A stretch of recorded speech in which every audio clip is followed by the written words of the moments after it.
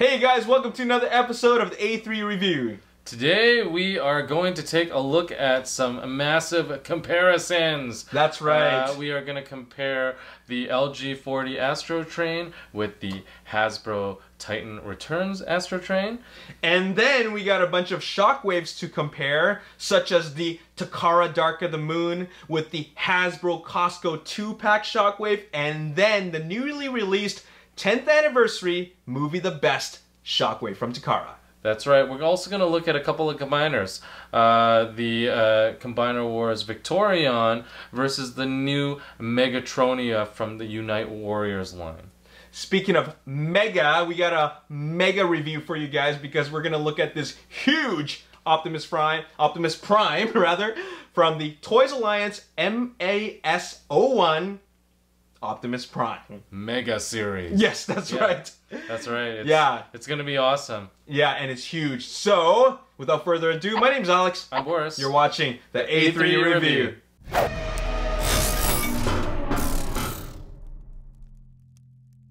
So, in this segment, we are going to do a comparison for Astrotrains. We have the Hasbro version. That's right, Titans Returns. Titans Return, and also the Takara version. That's right, LG40 Astrotrain. The Legends. Yeah, and how comparison works is we go through a few points on each one and kind of figure out which one edges out the other. Now, normally we would talk about any kind of retoolings first.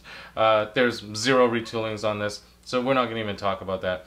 Get right into it. Let's talk about the paint apps. Yeah. Now, one is obviously homaging the cartoon accuracy. Yes. The other one is not so much. Now, the inspiration from this, it looks more like the kind of like the light gray or white versions that you used to get with the Japanese version of Astrotrain. Yeah, okay. And now they completely flipped it. The Japanese one has cartoon accurate. Yeah. Yeah, overall, I think I love the paint scheme of the darker gray. I've always liked the darker gray on Astrotrain. Yeah. I think there's a lot more detail in the Astrotrain. As we saw in the alt modes, the windows are painted on the Takara version. They're not on here. As well as that, you have the lack of paint in the shins and all that kind of stuff.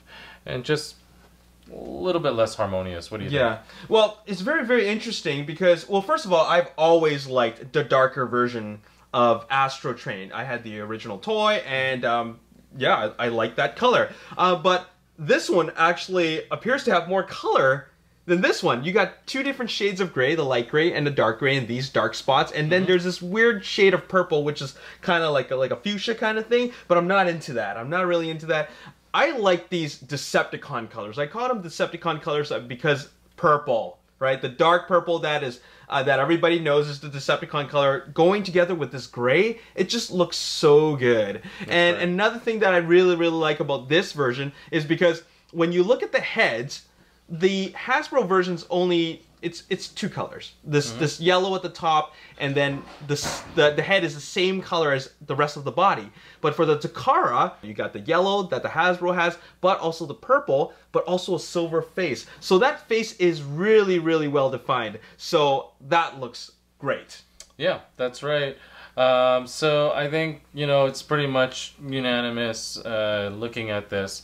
Feels like the Takara one kind of edges out the Hasbro one. Of course, again, it's subjective because this is all like aesthetics, but we do feel like this, in terms of what it's going for and the actual look of the dark gray, really works well. Yeah, it does. So that's our comparison of the Astrotrains, one from Hasbro, one from Takara. That's right. So for our next comparison, we are comparing shockwaves. We have the Takara Dark of the Moon shockwave. That's right. And then we also have the Hasbro Costco 2-pack shockwave. That's right. And now most recently, the Takara movie The Best line, celebrating the 10th anniversary of the Transformers live-action films. That's right. And I know that the movie polarized a lot of fans. Obviously, there are people that loved it, people that hate it, kids that didn't know any better and grew up with it. But there were still some very good figures that came out with that one. We talk about it all the time, and you know, this one is one of them. I do agree, and it definitely pushed a lot of transformations. Yeah. Back in that era. So you know, I wanted to look at you know, the Shockwave because it actually was also one of my favorite molds back when it first came out, and I feel like they did a really great job bringing it back in this new movie line. So let's take a look and compare some of the differences and whether or not it deserves to be the movie best. Yeah. So let's take a look at in terms of retooling. Again, no major retooling happening here. So we're just going to look at it on merits of its paint application and coloring. Yeah. So looking at the Dark of the Moon, I really liked the Dark of the Moon Shockwave. It had the darker purple, yes, and it really embodied that kind of Decepticon purple look. Yes. I've always felt like the Hasbro 2-pack was a little bit too blue. Yeah. And then the Hasbro version of the Takara of the Dark of the Moon was very similar to Takara. Yeah, very similar. I just brought this one out because it has slightly more paint apps. Yeah. So I kind of like this one a little bit better. But in terms of like looking at you know, all of the subtle differences, this one was a little bit more harmonious. You look at all the colors, not as much contrast. But also it lacks a little bit of paint job compared to the movie best. I really actually like what they've done with I love the purple they decide to use. It's almost like a dark bluish purple. It's kind of metallic, and I always love silver parts, and they decided to make a combination of silver parts combined with the purple, especially in the gun. The gun looks so good with all the different colors.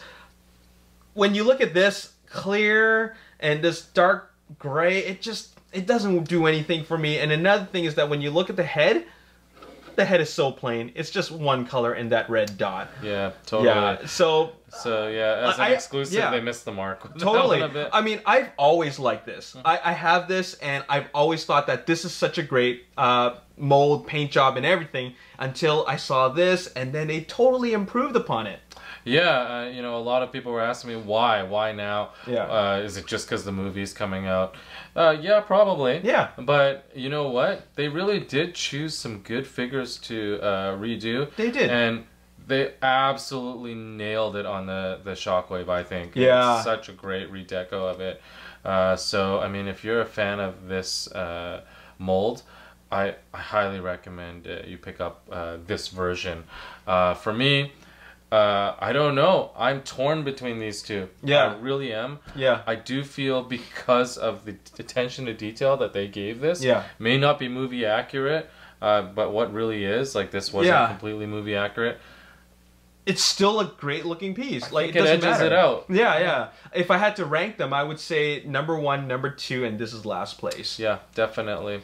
Now there are, I think there is one other version floating around out there, or a couple of versions, but they're forgettable compared to these guys. So there you have it. Yeah. Comparison of the movie Shockwaves with the brand new movie Best Shockwave. Yes. So for our next comparison, we are going to be comparing the Hasbro Combiner Wars Victorion with the Takara United Warriors Megatronia. That's right. Now, for all of you that don't know, it really is just a recolor. We've just mixed up the limbs, and obviously, with the whole Combiner Wars thing, you can do that. Yeah. You can scramble it any way you like. Yeah. But they are actually the same molds in both of them. Now, again, no real retooling or any kind of heavy retooling or anything like that. In terms of the actual packaging, one of the only differences is that the Victorion does come with a little mini Legends figure that kind of fits on its chest. And that's the only kind of bonus value you get out of Victorion. But otherwise, it's kind of repainted to be, you know, the kind of the bad version. Victorion. Now Victorion, as you guys all know, was a fan-made figure, so it was very intriguing for its time, and the first female combiner toy that we've had the fortune of having. So I thought it was only appropriate that they followed up with repainting it in awesome new colors. Yeah, and if you take a look, it is like black and white. Victorion is two main colors. It's this kind of like a green and like orangey red type color. But this, we got everything. Yeah. Yeah, there's like blue, there's like, there's this, what is this, like a kind of a pink in a way. There's a light purple, there's yellow, there's black, and it's just colored all in the right places. I really like the way Megatronia looks. Yeah, and I think a lot of people wanted to not care. Yeah. But the actual application, the paint apps, everything, you know, especially with the middle piece, having all the rims with the silver color and having all that little extra contrast in there, it really works for Megatronia, and it does. I really, really, really do like how well the clashing colors actually come together. I don't know. It's way more dynamic. I feel like they picked the right colors. Like, it almost feels like an 80s rock band. Like, these colors feel like it would be like an 80s rock band color. I don't know. That's how it feels. And, you know, just like what you said before with the wheels, the rims, Takara's so good at doing that. Hasbro's almost always left their wheels as just pure black. We got silver and black. Once again, Takara does it again. Yeah, and I feel like it's really tough to see on camera, but the finish on the actual Megatronia, on the helicopters especially, that matte finish along with some of the gloss finishes on the cars, really tough to see on camera, but the finish is actually much better. It does give it this higher end feel to the Megatronia figure, and I think that's been the trademark, the hallmark, sorry, of the Unite Warriors series versus the Combiner Wars series, is that unfortunately Combiner Wars seems to fall short on that finish. It doesn't feel as high end. So in that sense, I feel like Megatronia has definitely edged out Victorion. However, I do feel like being the only female combiners, kind of have to have both. So I do recommend, even if you have Victorion, pick up Megatronia. You will not be disappointed, I guarantee. Yeah, and another thing that we gotta mention, check out that sword. It's freaking brilliant. It looks, all the colors. All the colors, just really, really nicely done. So yeah, that's the review on the, comparison rather, on the Victorion versus the Megatronia.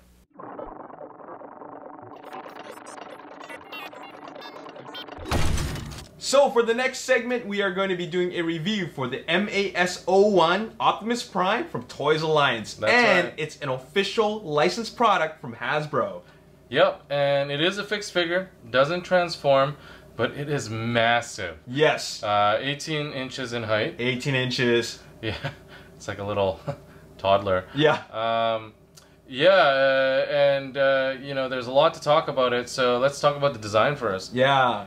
Well, there's a lot to say about this. First of all, it looks beautiful. Yeah. It's its own little, I guess, stylish, unique design, because I couldn't find like what it's really based off of. I mean, it's got like a comic book style, but I didn't know if it was IDW or Dreamwave. Maybe it's its own thing, but I don't know. I really like the design of it.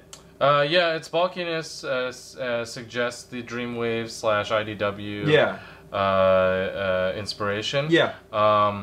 But in terms of some of the liberties it's taken, it is a little bit bulkier when you kind of get to see it in real life. Yeah. And the bulk works for it. Oh yeah, I love it. It's like it's gives it this really massive muscular look that Optimus Prime has. To make him more like I guess imposing and a leader-like character. Like he's a true like leader. You know what I'm saying?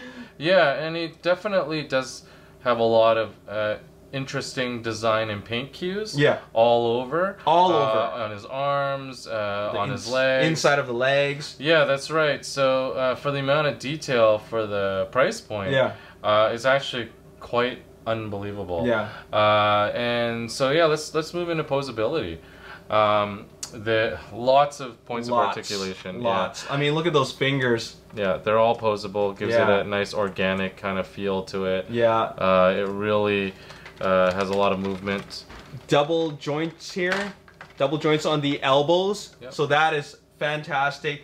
Swivel on the ankles to give it more posability. That's right. So much going on here. Look at the hips. Yeah, it's got all the ratcheting joints too.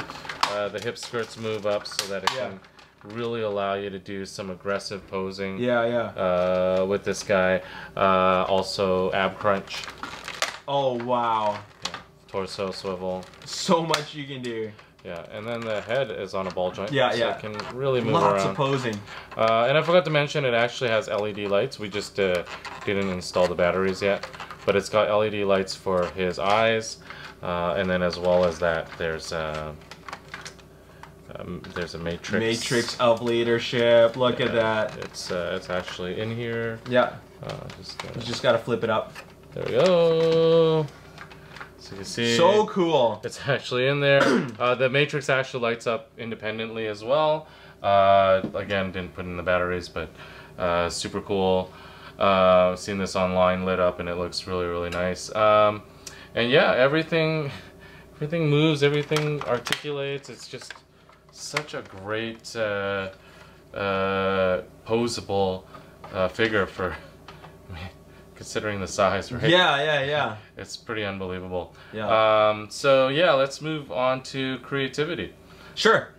Very, very creative. I mean, they decided to come up with an 18-inch Optimus Prime. I mean, you know, we've seen the Masterpiece editions, and, you know, we're so used to seeing that. But this is massive, and this is its own thing. It's like, who would have known that, like, Hasbro would team up with another company to make these massive action figures for such iconic Transformers characters. I love it. This is a very, very creative piece. Yeah, definitely. And then moving on to fun factor.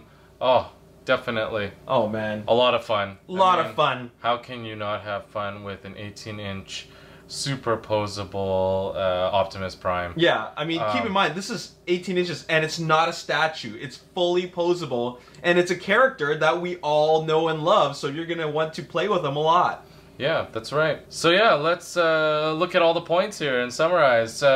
So design, super awesome, lots of great paint apps, lots of detail, not overly detailed, light up eyes, light up matrix, super cool. Posability, man, everything is articulated. Double joints in the elbows, the ball joint in the head. Ab crunch, hips. Yep, ab crunch, hips, skirts, you name it, everything moves. Even the wheel spin, actually. Oh yeah, they do. Mention that. So super posable, creativity, super awesome. Yeah. They've definitely infused a lot of their design while obviously trying to homage the comic book feel to the Prime and the G1 feel. And then last but not least, fun factor. And I mean, come on, it's so fun to play with this thing. Anything that's this big and you can just manhandle it and not worry about breaking it, you're gonna play with it lots. And it has none of the articulation is weakened. I've done some serious posing with this thing. And it has not ceased to be fun because of all the possible poses that you can put him in. My only thing is that I want them to make a Megatron. They've got to make a Megatron at this point. Who knows? MAS02. Yeah, no kidding, right? So it looks like the decision is unanimous, and the MAS01 Optimus Prime deserves the A3U Review Award of Awesomeness. Congratulations! Yeah, congratulations. And that is our review of the MAS01 Optimus Prime. That's right. And that's our episode for today. We hope you enjoyed it. That's right. Let us know in the comments which comparisons you liked best, which ones you would pick. Let us know your opinions. Yeah, we're really curious about that. And what I'm also really curious about is what's coming up next. We got an MP Cheetor, is that correct? That's correct. Oh, Cheetor boy. is on the horizon. Yes. We missed the Primal review. But that's okay. That's okay, because we got Cheetor now, and then we'll take a look at Primal beside Cheetor in all its glory. Yes. We also have a look at the Grapple versus Inferno, and just how nicely the pair come together in the Masterpiece series. Very exciting stuff. As always, if you enjoyed this video and you want to see more, hit the like button, subscribe to the YouTube channel, like us on Facebook, Ages3 and Up, and also follow us on Twitter at Ages3 and Up. We'll see you next time. See you next time. Peace.